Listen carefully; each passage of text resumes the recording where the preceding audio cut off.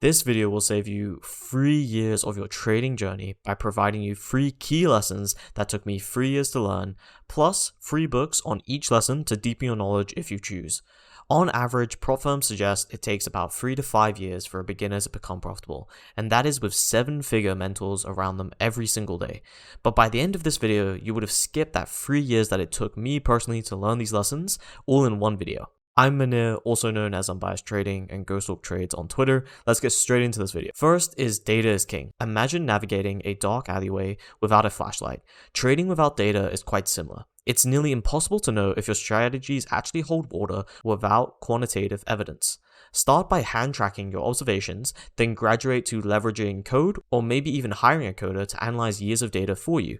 Link below in the description if you're interested in some sort of service like that. Otherwise, feel free to go after the journey of learning code for yourself. There's a couple of great courses I recommend on Codecademy. Also, I've got a whole video on this kind of topic on my YouTube channel if you are interested. By using code, this allows for rigorous testing and allows you to uncover statistically significant edges without just using subjective or your own experience simply to back up these strategies being profitable. A great book to get started on this is Quantitative Trading: How to Build Your Own Algorithmic Trading Business by Ernest Chan. One of the best ways to get a core foundation of quantitative trading for less than $50. This is personally the book I recommend to everyone that's kind of interested in getting into using data and more of an algorithmic approach. That doesn't necessarily mean you need to be fully algorithmic and there's no discretion at all. I've had some videos previously on the channel where I discussed the benefits of having some discretion and having systematic data to also back up the main assumptions of your strategy. However, personally for me, on futures, I'm fully algorithmic, and in small caps, I use about 10 to 20% of discretion, and the rest is all systematic and data.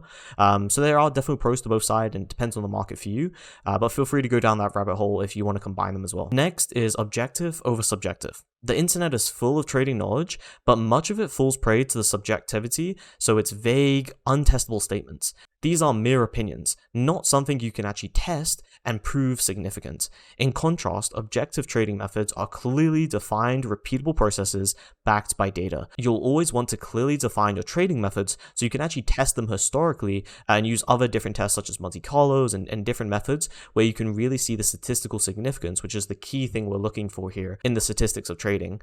And without that repeatable process to actually test it, it's very difficult to use these subjective phrases or these subjective things people mention on the internet in the world of trading to actually help out on your own journey. Now, I'm not saying it's impossible. A lot of people have done it really well in discretionary trading. The best book to learn about this is Evidence-Based Technical Analysis: Applying the Scientific Method and Statistical Inference to Trading Signals by David Austin. This is personally one of my favorite books. I've got a whole thread on Twitter about this particular book.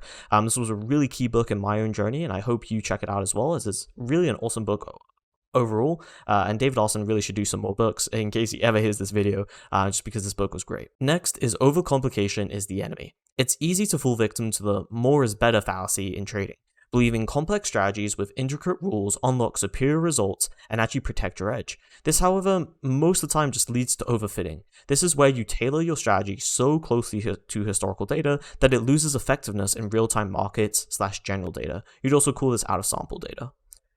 Avoiding overfitting, though, is never 100% achievable, but over the years, various methods and best practices have been developed. Finding alphas, a quantitative approach to building trading strategies, conveys many of them, but I would make sure to read multiple books on this subject, as robustness testing is a lot more complicated than just doing 1 or 2 tests, and there's a lot of common sense, kind of in brackets there, ways of making sure you don't go into overfitting. A couple of these, just to name off a few, is like not using too many parameters, making sure you have really good sample size, and being careful of some machine learning techniques, as those can sometimes serve as like kind of over an optimization, kind of things like that. And actually that brings me to another one: over optimization, like iterating over those parameter counts so many times where it just becomes overfitted anyway, because you're just finding the best result, and there will always be a best result in historical data, as it's kind of like a fixed state. So this is really key, and I would say a lot of your reading, once you've got the beginning stages of understanding quantitative trading and more algorithmic trading, is really focusing on overfitting, as that's the key, I would say, I guess, con to systematic trading in that sense, where in discretionary trading, you're never going to have to really worry about being overfitted because you're just using your own experience and your own thoughts in really trading, whereas this is the key kind of problem, at least in my opinion or my experience with quantitative trading, is overfitting. Now, if I had read all three of these books when I was starting out, I could have cut my journey in half and saved myself some money as well. So I really recommend at least checking out one of these three books. Personally, if you're starting more on the beginner level, I'd start out with the Ernest Chan book. If you've maybe been trading for a year or two, then I'd recommend checking out evidence-based technical analysis, as that's a really good way to get you over into the quantification realm, where maybe you have a setup for yourself, but you don't really understand how you would turn that into parameters and maybe even into code. That book can really help with the theory and understanding of how you quantify certain ideas. Whereas this last one is really great as an overall book and also mentions a lot of the key methods we would use in robustness testing. But as I stated before, make sure to read around in this. There's some great other books that I put on my Twitter, also link in the description if you ever want to check out those lists. That have other maybe more scientific or more textbook style books that go over a lot of these different tests. Thank you for watching, and if you enjoyed it, please like and share it with anyone else who might be interested.